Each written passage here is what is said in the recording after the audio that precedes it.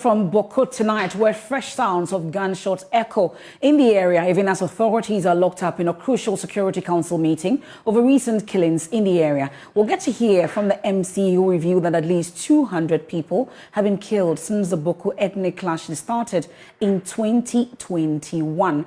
Well, as we speak, my colleague, Regional Affairs correspondent Albert Sori, is there for us, joining us via Zoom with details. Over the past weekend, unidentified assailants launched a fatal attack, claiming the lives of some persons there and injuring several others. Albert Sori joins us via Zoom with details of what we are learning in the area. Albert, you've been following this situation. We've been interacting with the MC as well, and there's been a crucial meeting. Do we know what the outcome has been from that meeting? Yes, Samantha, we have not been able to speak with the MC yet. The arrangement was for him to brief us on the outcome of the meeting when it closes this evening. But as we speak, we have not yet been able to reach him. So we do not know what the outcome of the meeting was for now. Hopefully tomorrow, when we are able to speak with him, then he can give us the details of what happened with him. But that meeting was held in Boko. It was a municipal security council. Okay, but this is coming on the back of some attacks over the weekend, where we are told that one person was killed and several others injured. Really, I'm sure the security is on top of the situation, but really, what's the background to this latest attacks that we witnessed over the weekend? So, for some time now, from time to time, people hear gunshots. Normally, the gunshots are heard in the air. So, people do not know where the shootings come from. But over the last 1 month or so, starting from July, we've been hearing reports of people being ambushed, even outside of Boko. So sometimes you hear that if someone who belongs to one of the factions was ambushed in an area outside of the Boko jurisdiction. So it started to appear as though, because of the presence of the security in the Boko township, what they were now doing was to monitor each other's movement. And if you happen to be found in an area outside of the, of Boko, traveling or going to another place, sometimes people are ambushed and murdered. So that has been the situation. This Saturday, we started hearing of another incident where some, unknown people fired gunshots. This was in broad daylight, around 4 p.m. They fired into a crowd of civilians who we are told were going about their normal everyday activity. That resulted in some deaths. We've also heard reports that the military arrested 5 of those suspects who are now in custody. So a lot of the people in Boko are waiting to see what will be done with these suspects. But for now, the security are being very careful with how much information they give out. But this was the incident. There was an isolated incident where a driver carrying passengers was also ambushed in an area again, which appears to be outside of Boko. He was shot. He, from what we are told, is a teacher who lives in Bolgatanga, who is not even from Boko, but it's a driver. And some people feel that the target may have been some of the passengers who he was carrying. But in order for these assailants to get to the passengers, they had to murder him as well. Okay. So that is the situation. These are the stories we are hearing. Okay, but amongst others also, I'm concerned about residents. At least we saw videos that you sent in earlier about children coming from school and hearing the gunshots in the air and having to run, amongst others. What really is the talk among residents following this latest incident over the weekend? We know that over the past month, there have been a number of, attacks and some killings as well, even though we don't have numbers to it. What really is the situation amongst residents? Are people fleeing? Is there calm among residents? What can you say about that? However, one of the things you will sense from the people of Boko is they are just getting tired of everything that is happening. It appears that a lot of them feel the security is not doing enough. The security, on the other hand, will tell you that sometimes, just as you heard the MC earlier in our interviews with him in the afternoon, sometimes the shootings are perpetrated in areas where the people themselves know that the security are not present. So by the time they get there, the atrocities would have been caused. But the residents feel that, I mean, with the number of military and police in the town, some of these things shouldn't be happening. And so that is the situation. If this video was taken somewhere in the afternoon when it was still raining and students had just closed from school and the shooting was happening, but if you watch the video carefully, you will realize that the Boko township appeared almost deserted, and that has been the situation for some time now. Sometimes you get to the Boko town and a lot of people are staying indoors even during the day for their own safety. 2 weeks ago, I had to travel through Boko to Kusiga, and myself and some other colleagues, we had to stop at the Boko police station and ask for escort to get us through the town. At the time, it was peaceful, but the moment you enter Boko, you get the sense that everybody, even though they are moving about their daily activities, they are doing it with a lot of tension, and that is what is happening. Stay safe there, Albert. Thank you so much for joining us. That's our Upper East Regional correspondent, Albert Sorry, there, reporting on the latest incident in Boko that was witnessed over the weekend. I had to interact with the MCE for Boko, Amadou Hamza, and he tells us that, amongst others, over the period since the clashes in 2021, 200 lives have been lost. He, however, is unable to give the exact figures for what we've seen over the past month because many of these cases are not reported. We can take a listen to it. Yeah, there was an attack in the weekend, and in fact, like I indicated, that an assailant came closer to the total filling station area, popularly known as Mobile, and that's just close to the traffic light, and the person opened firearms on persons who are conducting their business activities within that particular area. And indeed, the gunshots hit about 4 people, and the information that I got, in fact, the police who rushed to the scene reported to me that it led to 2 guys being hit and 2 women. Indeed, within few hours, the driver died, leaving the other 3 persons wounded. And so I can report to you that the one who died is not a resident of Boko, and he is an Akanba tribe. He is an Akanba ethnic group, and he is from the southern part of the country. Indeed, he's a teacher in Bolga, according to the information that I gathered. His brother spoke with me, and in fact, coincidentally, his elder brother happens to my mate at the Navrongo Senior High School between 2007 to between 1997 to 1999. Yes, and so the brother who is a teacher in Bolga also owns a vehicle of which he drives to Boko. Okay. On weekend. The conflict started somewhere 24th November 2021.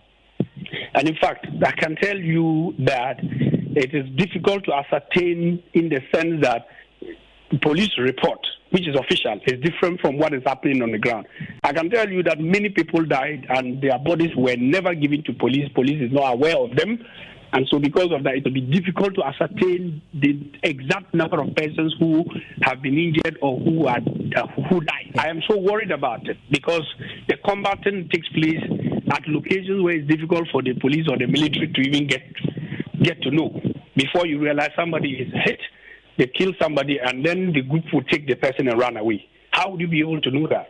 But I can tell you that a number of persons died, yes, would hit 200 and plus, if I'm not lying to you. Yes, so it's not easy.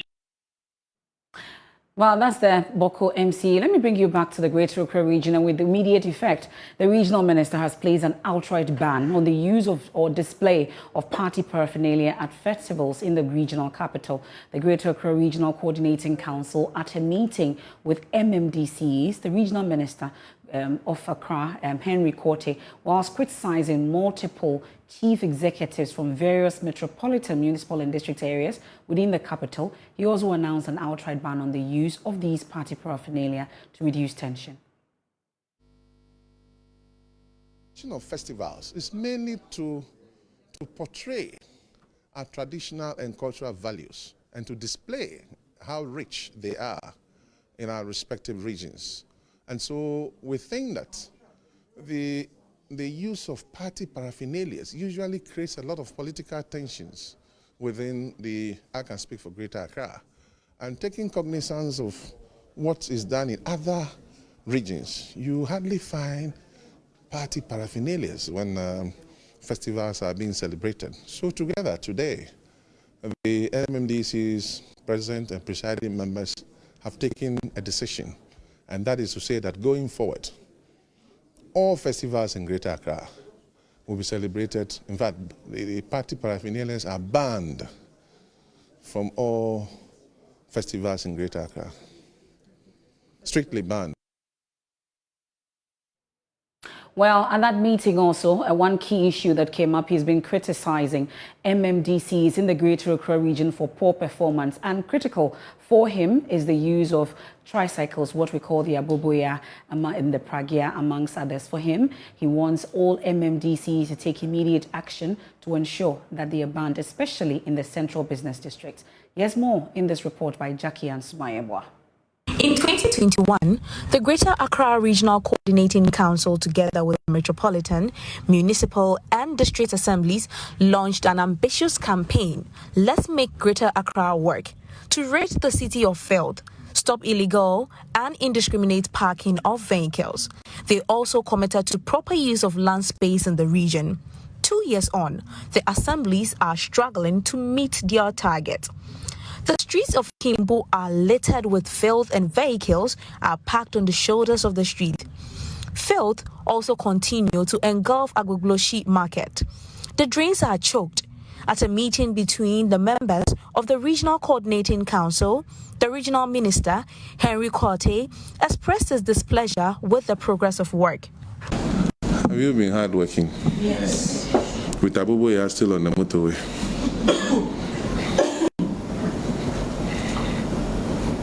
Can we say he's hardworking?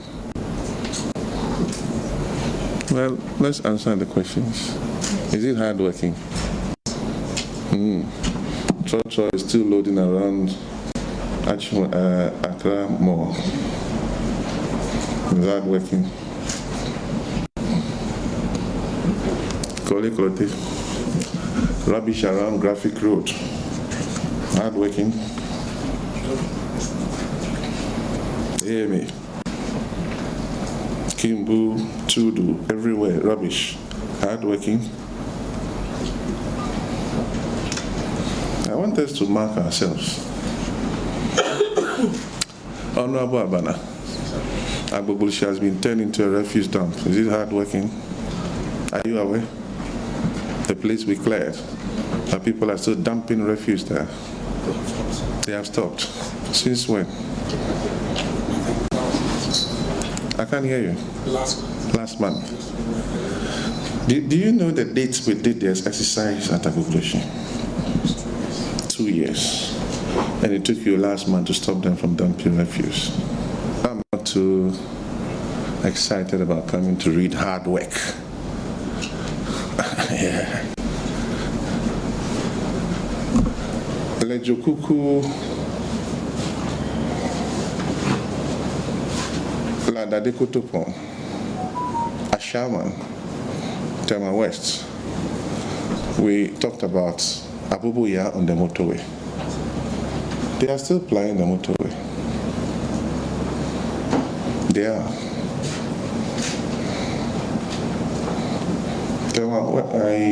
I also West Wogon. They actually Accra Mall. It's like that. In fact, Ladadekotopon, just in front of ex-President John Mahama's house, somebody has started selling onions and tomatoes. Unbelievable. We are fighting over who collects revenue at twice more. And as the contractor continues to work, the median has become a place for organizer, trotro, mechanics. Every day I talk about it. MCE is not feeling well every day. So how do I read this speech? Dean of the MCEs and MCE for Ablekuma West, George Cyril Bray, agreed with the assessment of the minister. To a large extent, I would say he's justified by being dissatisfied with some of the things we are doing, because earlier on, that is when the whole project on Operation Clean Your Front started. There was a lot of zeal, there was a lot of enthusiasm, but it looks like the zeal and enthusiasm has come down some way, somehow. So I think it is in that direction that he's not too happy with the way the assemblies are undertaking the Operation Clean Your Frontage project. To address these issues, the MMDCEs agreed to enforce the bylaws, including a strict ban on the movement of tricycles on principal roads and the central business district. We have, or can we say, that we can issue a statement to say no plagia in the CBD, and you're ensured to strict compliance? Is that a decision of the House? Plagia in the CBD, Kaneshi, Accra, those places, plagia in the CBD. Is that a decision of the House? So when you go out, you don't say the regional minister said. Presiding members, let's see by hand. All those who are in favor of restricting, what will be the word? Ban or restrict? So is that the pleasure of the House? Let's see by hand. Strictly, the movement of plagia in the CBD is restricted. No. All those within there, you should ensure your task force to start, pass the bylaw quickly, please. The minister also announced a number of measures to deal with the filth. Government have procured 20,000 streetlights for the Greater Accra Regional Coordinating Council, which will be distributed amongst the assemblies. The minister expects the MMDCEs to enforce the laws to the latter and win the fight against filth. For Joy News, Jacqueline Ansuma Yeboah. From one minister to the other, this time the Foreign Affairs and Regional Integration Minister, Shelia Yokobuchi, has sacked officers on secondment from 9 security agencies for overstaying their duty at the Accra Passport Office. The officers include the Ghana Police Service, Immigration, NIB, among others. Madam Yokobuchi, who was enraged about the reported cases of extortion of passport applicants by some officers, indicated that such activities cannot continue because she's sanitizing the system. She spoke to us when she paid a surprise visit to the passport office here in Accra. This cannot continue. I always say that there's too much happening that really shouldn't be happening within the passport acquisition system. If we talk about Goro people, these Goro people are outsiders. They do not work on their own, because if the Goro person collects somebody's money, they need to work with somebody from inside to change the dates. They work with people from inside. I'm not saying all of you, but there are some of you who are engaged in it. And this should stop. The blame is always on the Ministry of Foreign Affairs. Meanwhile, it's the agencies, and I'm sure even some of our staff are involved. Public servants who are supposed to be giving public service to Ghanaians. The Vice President has led the digitalization efforts with my support and all of my officers to put in place an online system. Now the online system is being manipulated so that people can make money off it. There's an investigation going on and some names have been mentioned. And there are people from outside, a cartel who are working with people from inside. Anybody who has been here for more than a year, from Monday, please do not come back because you've been changed. We want to bring some sanity. Every time politicians are corrupt. Meanwhile, it's some public civil servants who will do things that shouldn't be done, and then they put it on politicians. We come, we do the right thing. I'm trying to bring sanity into the passport system, but no. Well, she has, however, also asked that there's some alleged corruption in there and is hoping that something will be done in terms of sanitizing the area.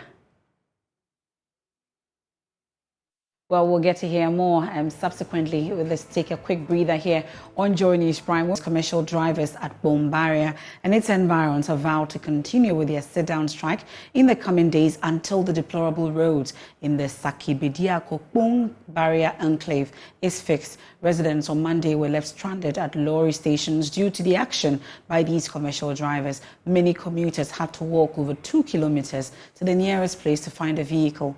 A report by Carlos Caloni. As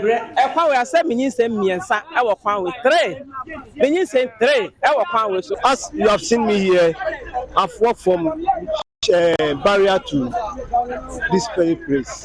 I'm a student and then I have to move from here to Accra. So all cars are not working. Because of that, I can't go to school today. Someone take it time. We'll rise against you people. The drivers who refused to ply the route also prevented other commercial vehicles from using the road. They intend to carry out this action daily until they see contractors working on the road. Today is just a small thing that we are doing. It's the beginning. So tomorrow we are continue. And as we earlier said, if we don't see anything, tomorrow we are continue again. Massively. And tomorrow if we don't see anything, 2 weeks time, we have given them 2 weeks. And we do not see anything 2 weeks, we are going to do demonstration. Whether the police will give us permit or will not permit, we will do it. Whatever they want to do, they should come and carry us. Because we are fed up. We are fed up. Enough is enough. Why? Are we not part of Ghana? But what did the road minister tell Parliament about this road? The barrier to Saki Bediakun Road is 3.8 kilometers long and in poor surface condition. It is located in the Kpono-Katamanso municipality of the Greater Accra region. The road starts from Callisto Junction to Michel Camp Gate. Mr. Speaker, currently there is no program on the Bom Barrier to Saki Bediakun Road. Future program is that engineering studies will be undertaken on the road by the end of the third quarter of 2023 to determine the appropriate intervention to be carried out on the road. Work will be considered under the 2024 budget, subject to availability of funds. Member of Parliament Joseph Akwete Tete has, however, backed the drivers' action and is demanding the release of funds to the contractor for construction work to commence. It's also saying that they can only consider this road in the 2024 budget. And as you can see, this road needs urgent attention. So the minister cannot push us to 2024 budget. My word to the minister is that they should come and do something on this road. We know that the road has been awarded according to the documents that we have. And so they should release the needed funds to the contractor so that the contractor can move to site. Municipal Chief Executive of the Kpono-Katamanso Municipal Assembly, Samuel Oko-Amankwa, said he finds the minister's statement contradictory. When the minister appeared in the House and he was asked about the plans, what he said is not what we know, because we have a document. What did he say? What did he say in Parliament? That there's no plans for Calypso to Michel Camp Road. They don't have any plans for it. But we have a document which was signed by the Chief Director of the Ministry. And then it went to the Regional Urban Roads, which they have also signed, dated 23rd March. And then it reads upgrading of selected routes in Zenu and Pung area road phase 1. 5.23 kilometers, which has to do with Calypso to Michelle Camp and Bediako roads.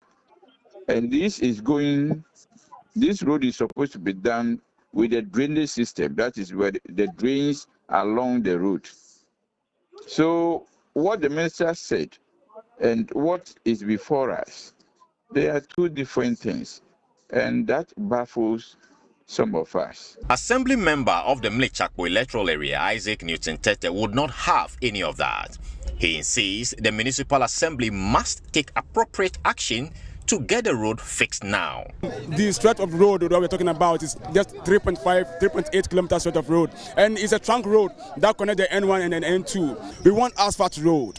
We want asphalt road, but as I speak now, government have told us that they have no plans for it. So if they have no plans, then it means the assembly must quickly reshape the road to make it more trouble for the drivers. Tension is mounting here at Bediako among drivers as well as residents over the deplorable state of this road and many other roads within this area. They are thus calling on the authorities to immediately come to their aid. They have actually threatened to continue with a sit-down strike come tomorrow. Reporting from Bediako Junction here in the Kpono-Katamanso municipality, my name is Carlos Kaloni for Joy News. And I'll take you to the Ashanti region, where students of the Kumasi Technical University are protesting management's call for program deferment following their failure to register courses for the current semester. While these students have already missed writing some papers in the ongoing end-of-semester exams. According to the university, over 11,000 students registered for the second semester are writing the examinations, which ends this week. However, a total of 648 of them who could not register are to defer their programs. Emmanuel Bryce Kweko was at the university campus in our report. It's the fifth day of picketing by some students of the Kumasi Technical University to have management of the university rescind their decision of not allowing them to sit for the ongoing end-of-semester examinations. The students were asked to defer their courses following their inability to register their courses. While some of the affected students failed to raise their fees, others claimed they had challenges logging onto the registration portal. After paying the fees, they said we should go and pay the penalty, which was 100 Ghana cedis. We went and paid the penalty, and then they said we should go to the IT and register. We went to the IT, they said they've closed registration, we can't register again. So we came to the registrar and he was telling us there's nothing they can do about it. So we pleaded and they said, okay, they are going to have a meeting. If they have the meeting, whatever be the case Friday, they will communicate to us.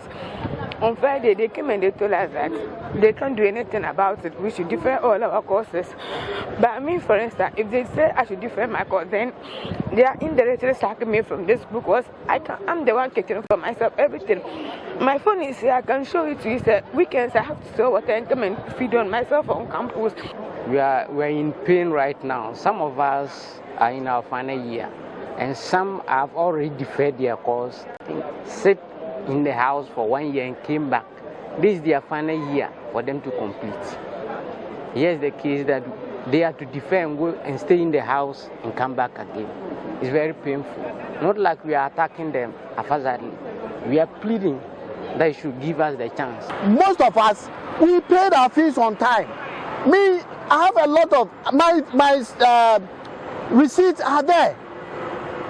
My receipts are there. I pay them on time. So the challenge is about the network. So you are blaming it on the technical issue? Exactly, it's a technical issue that the university authorities should take into consideration. You can't just say that somebody did not register without even probing in further. The students were originally due to complete their online course registration in May, but after several pleas, the university management agreed to extend the date. The decision consequently saw 4 registration deadline extensions. Joshua Apia is acting university relations officer. The university was so compassionate, even left the registration open till the 7th of August.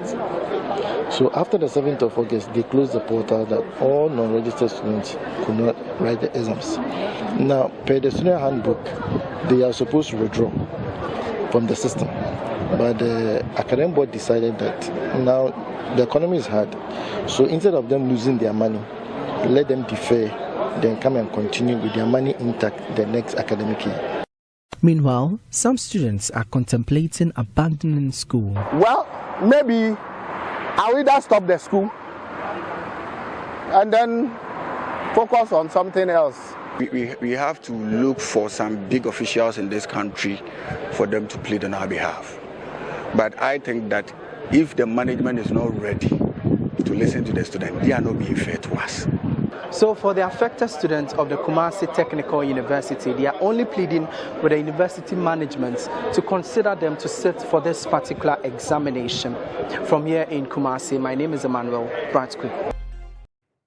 And it's time for showbiz, and there's only one person when it comes to showbiz on TV, news, none other, Rebecca Cheneboa Dako. E with Bex. And you see, and I like the way Langabell would say it. E with bells. Oh, I miss Langabell. We should bring Langabell. That's a beautiful hair there. And Becky always has a good hair. Oh, I miss Relax for me. But you missed the Tahila experience 2020. Oh, you missed the I was on TV experience with Dana Hamilton. But I watched it. I watched live. Except, yeah. But I mean, this is what you haven't seen on TV.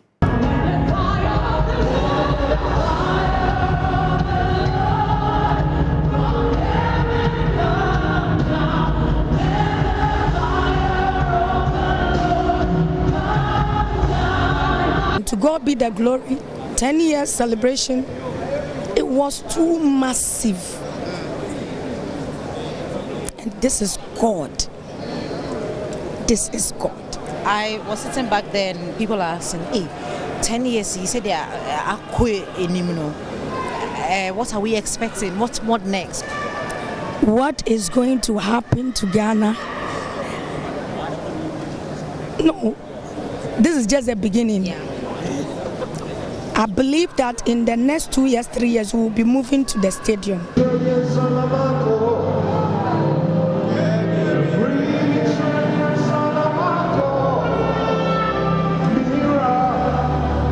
The unction is great. It's evident. I feel blessed myself. So it's not surprising that the people are being blessed.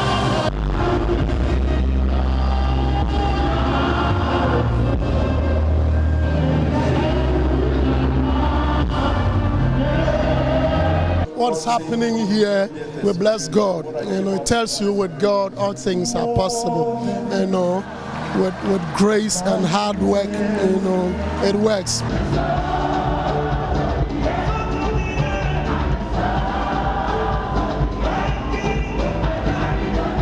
I would like to thank God for the Tahila and for my sister Ohima Messi for organizing this wonderful event and for bringing different worshippers from different places, including myself.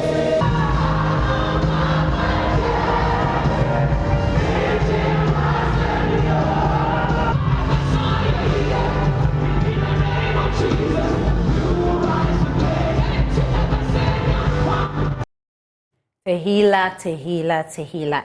Congratulations. Congratulations to Ohima Messi. You missed It's beautiful. Now we can boldly say that Christendom can also fill, stadiums. We can fill capacities like the others do. She did mention that the next 2 years she'll be moving the Tahila experience to the stadium. So congratulations. We are so proud of you. We're so proud of you. Let's congratulate also the multimedia group because it's official. The Multimedia Group Limited, they have partnered for the biggest street carnival in Ghana, Chaliwati Festival. Organizers of this event have signed a memorandum of understanding with the media firm to push the unique Ghanaian and essentially African culture and heritage through arts, music, food, dance, and many more.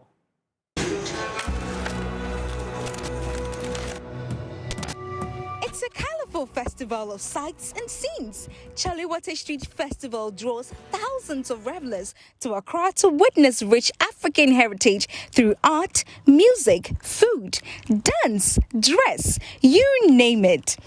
This year, the organizers of the Chaliwate Festival have partnered with Joy Prime, Joy News, Joy 99.7 FM and Hits 103.9 FM to promote the development of an independent creative arts economy while achieving the mission to sell and promote Ghana. At the Multimedia Group, we are very excited about this, knowing that we are able to even promote this program, this event. And I believe it's not just going to be an event, but a series of them.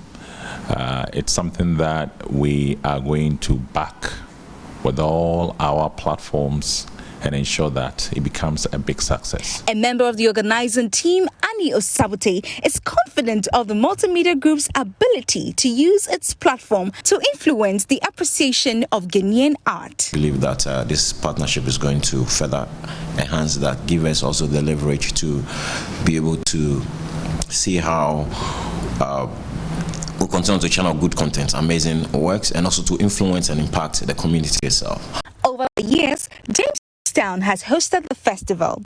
Just as its name suggests, Chaliwate is flip-flopping to a new location this year. Co-founder of the festival, Manche Ayikwe, gives details. We have relocated to Osu from the Independence Square all the way into the Osu Township. So we are talking about the Agric Extension building where the High Court complex is, all the way down into the Independence Square, into the Osu Castle, into the Osu community, all the way down to Oxford Street, and all up to the Osu Cemetery traffic lights coming towards Accra Sports Stadium and routing it back into Independence Square. The 2023 Chaliwate Festival is themed Magneto Motherland. It will explore the historical movements that are embedded in a popular consciousness and promises to be an experience worth being part of. So, Charlie, come along. Let's go make unforgettable memories at Osu from August 21 to 27, 2023. Joan Nyama's report, read to you.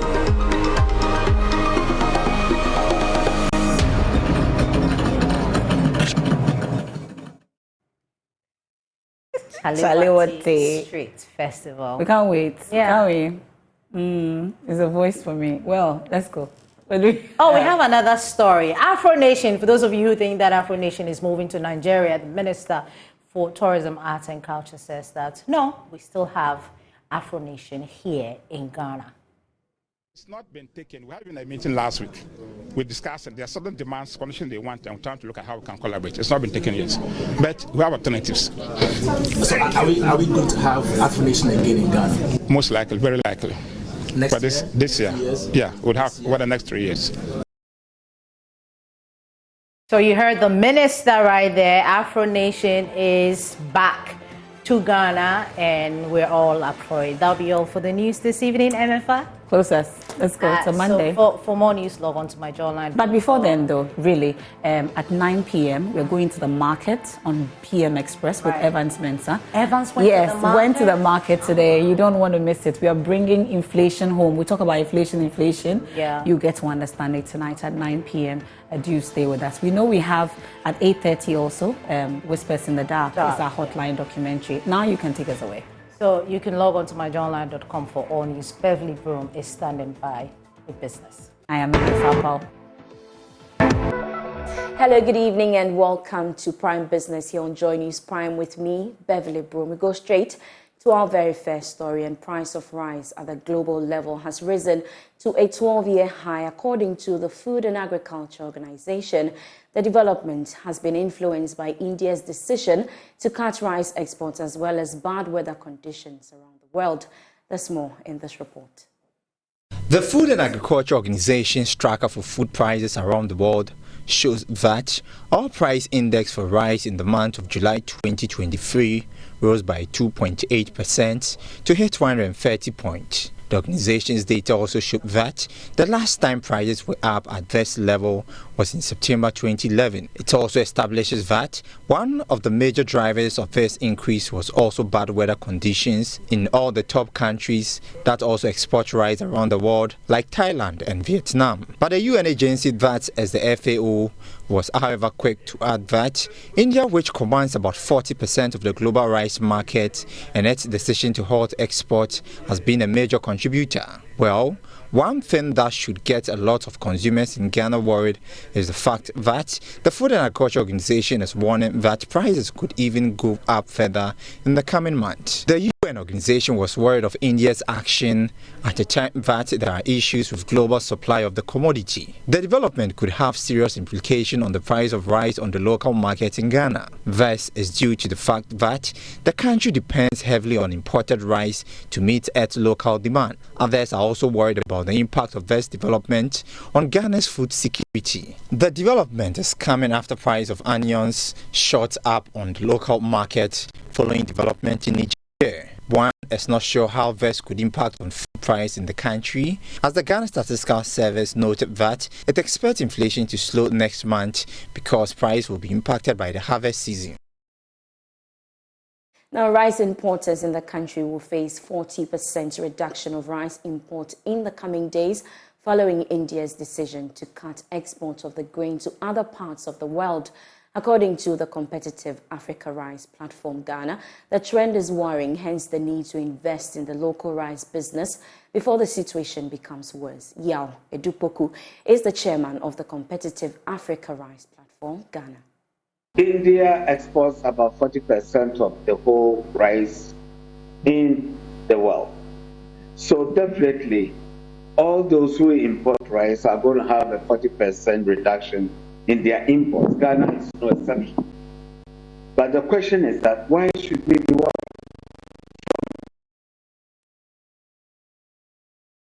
In the Northwest, anywhere you can grow rice. So it means that we have failed to do the necessary.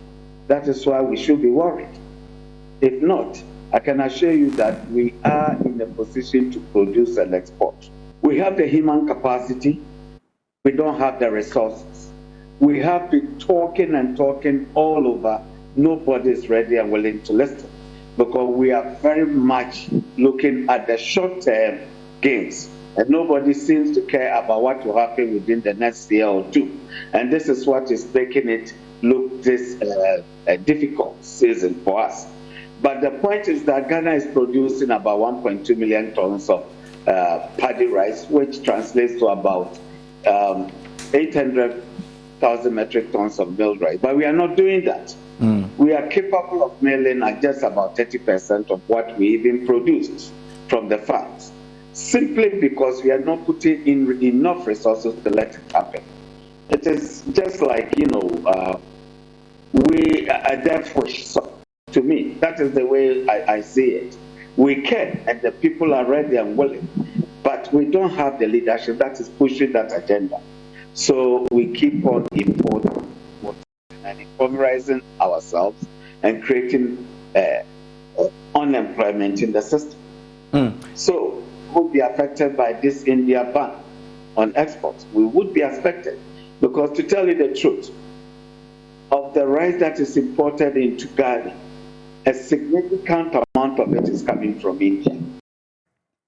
Away from agriculture, the Data Protection Commission has placed some 250 public and private companies under its surveillance for legal action after they failed to abide by sections of the data protection law. As it begins an enforcement exercise to arrest some of the culprits, Executive Director of the Commission, Patricia Iduse-Poku, explains that the Commission is upscaling compliance to ensure that Ghanaians are secured. Here's more.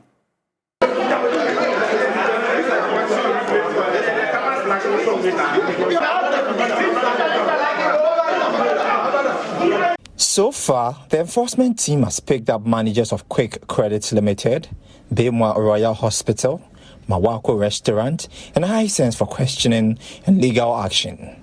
According to the Commission, this is the beginning of many actions expected to be taken against the data collectors failing to comply with the law. Here is the Executive Director, Patricia Edusei-Poku, addressing the media before embarking on the exercise. Recently, we put out a public notice, and before the public notice, we had notified about 250 non-complying data controllers by letter, quoting the section 56 of our act, saying that if you are a person who is supposed to comply, you have failed to do it, you are breaching the act, you're failing non-complying with the law. So those people that we will visit today have had the full list that I've just explained to you. They have had contact with us, and others have been brought on our radar by unsatisfied customers and Ghanaians reporting them to us. And so we must take that action and get them complying and falling into place. Head of Regulatory and Compliance, Quentin Akrobetu, told Joy Business that Attorney General's Department has been notified and ready to process them for court. What will happen, the Attorney General's office is aware of this raid, and they'll be processed for court. Whatever happens after, as the law says, it's either they are fined or they are imprisoned or both are implemented on them. How long are we supposed to expect this? In terms of the court, the processing? Well, I cannot really tell. The police have begun their investigation. You know, just before we came here, we went back to the police headquarters and interrogations have started. So hopefully, maybe before end of week. There was a little hesitation at the Hisense industrial area where the shop supervisor attempted to restrict the media from entry. Now, energy strategist and CEO of Eureka Solutions, an energy consultancy firm, Dr. Yusuf Sulemana, has described the resignation of the managing director of the Tema Oil Refinery, Jerry Kofi Henson, as disappointing. According to him, the refinery is already suffering from a leadership crisis which is hampering efforts to revamp it. Dr. Sulemana spoke earlier on the marketplace. Two problems confront the refinery. One is the leadership crisis that we have. That we are talking about an entity that has changed managing directors, closer to 5 different managing directors. And this is not even running, not continuous, not in the core business. Then what is it that we can't get somebody to manage it? What are the core key interests that is prevailing in the refinery that we can't just get somebody to mine it and to man it? And even that, if you don't want anybody to man it, I think if you had left the refinery to run on its own, to take care of its own affairs, I think they'll do better than the way we are handling it now. So I'm very disappointed with this resignation. One, for the fact that it's going to create another vacuum where they have to search for another leader. How many managing directors do we have to change before we can get something running in the refinery? So it has happened. I just want to call on the duty bearers to look into the issue and ensure that a very good leadership, a leader who is very entrepreneurial and focused, to get a deal for the refinery. And I think in Ghana, that what we haven't been able to appreciate is the fact that unemployment is clearly linked to energy, to national security. And I think we haven't gotten that fact. Until we get the fact that ballooning unemployment is a key national security issue, then we will not take issues of what is going on as true. So how is oil linked to our energy security? We are heavily dependent on importation of finished products. That you all know what happened a couple of years ago, not years ago, maybe some months ago, or a year and a half ago, about COVID. Nobody knows what pandemic is on the horizon, or whatever natural disaster that can happen. And I'm just saying, placing on record that Ghana, we don't have any backup. Assuming our importers are not able to bring in finished product. Have you thought of that? Our backup would have been our storage capability. It's zero. We don't have that. We just listen to the MD of Boss talking about the fact that they don't have, any strategic reserve. So we don't have strategic reserve. Now we don't also have a refinery. So let's play the devil advocate. Assuming our hardworking importers are not able to bring in finished product for a month, what is the backup? Nil. That is huge energy security issue. And a prolonged energy security issue is tantamount to national security issue. Now, women cocoa farmers in the Brekum district of the Bunu region are calling for the government's intervention towards encouraging young women, especially into cocoa farming. Speaking at a farmers' rally involving 25 women groups at Jinijini, the chairperson, Margaret Hinewa, also said labor support at the farms would help reduce cost, increase productivity, and improve the livelihoods of women farmers. Precious Semevo has more. Annual Farmers Rally of the Brongahafu Women Cooperative Farmers and Marketing Union, Brekum Chapter, under the theme Gender Equality in Cocoa Production at Jinijini, brought together over 950 women cocoa farmers, taking through issues to improve their work and livelihood. These women farmers play significant roles in Ghana's cocoa production, usually supporting their husbands and fathers. They were sensitized to come together as cooperatives with some available interventions to help improve their yields and livelihoods. Ernest Owusu-Ansan is the Bono Regional Manager, Cocoa Health and Extension Division at Cocoa Board. Especially in the account setup, we practice matrilineal. So when the man is no more and the woman has no stake in the cocoa farm, so we have sensitized them to get their own land and then own whatever it comes out from the land. And when they come together as a cooperative, they can assess the interventions that Cocoa Board is giving to the cocoa farmers. They are into it and they are about the idea, and we are giving them the technical know-how to go about cocoa by adopting the good agronomic practice and then getting good yield, productivity, increasing their productivity to get results for their cocoa. That's all for business tonight. For more business news, you can log on to myjoyonline.com/business. I'm Beverly Broom. Razak Musbao is next with sports. Please stay.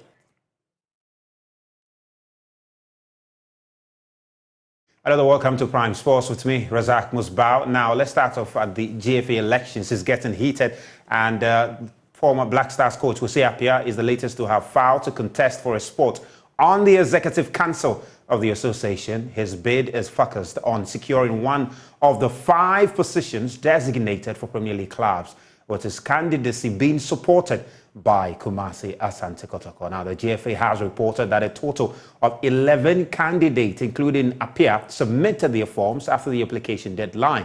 Now, the election for the Executive Council seats is scheduled for September 27, during which 5 individuals will be elected to assume office. All candidates will be vetted before the final list is published on Monday, the August 28th, according to the GFA election guidelines and roadmap.